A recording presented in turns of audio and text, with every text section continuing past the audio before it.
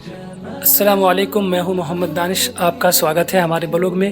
انشاءاللہ آج ہم محرم کی مہینے کے بارے میں اسلامی تاریخ کو جانیں گے اور سیکھیں گے کہ اس مہینے میں کیا کیا عظیم نعمتیں اللہ تبارک و تعالی نے ہم کو دی اور کیا کیا اس مہینے میں ہمارے ساتھ غم کا معاملہ ہوا اور ہمیں اس مہینے میں کیا کرنا چاہیے۔ ہم اپنے ساتھی کے ساتھ آپ کو انشاءاللہ ہر سوال کا جواب دیں گے، آپ ہمارے بلاگ میں بنے رہیں۔ تو میں اپنے ساتھی سے ایک سوال پوچھ رہا ہوں محرم کے مہینے کے سلسلے میں کہ محرم کے مہینے کے روزے کے بارے میں حضور صلی اللہ علیہ وسلم کا کیا فرمان ہے؟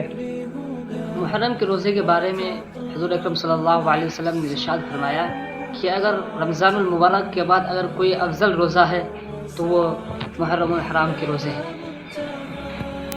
دوسرا سوال آپ سے ہے کہ عاشوراء کے روزہ رکھنے کی کیا فضیلت ہے؟ اس سے گزشتہ سال کے تمام صغیرہ گناہ کو معاف کر دیے جاتے ہیں۔ تیسرا سوال آپ سے ہے کہ نبی کریم صلی اللہ علیہ وسلم نے عاشوراء کے ساتھ کس دن کا روزہ رکھنے کی ترغیب کی؟ نبی کریم صلی اللہ علیہ وسلم نے عاشوراء کے دن کے ساتھ 9 محرم الحرام یا پھر 11 محرم الحرام کے روزے رکھنے کی ترغیب کی تاکہ یہودی کی مشابہت نہ ہو۔ چوتھا سوال آپ سے ہے کہ امام حسین رضی اللہ تعالی عنہ کی شہادت کب ہوئی تھی؟ 10 محرم کو 61 ہجری کے دن۔ غزوہ بدر میں مسلمانوں کی تعداد کتنی تھی؟ غزوہ بدر میں مسلمانوں کی تعداد 313 تھی۔ جنت کے دروازوں کی تعداد کتنی ہے؟ جنت کے دروازوں کی تعداد 8 ہے۔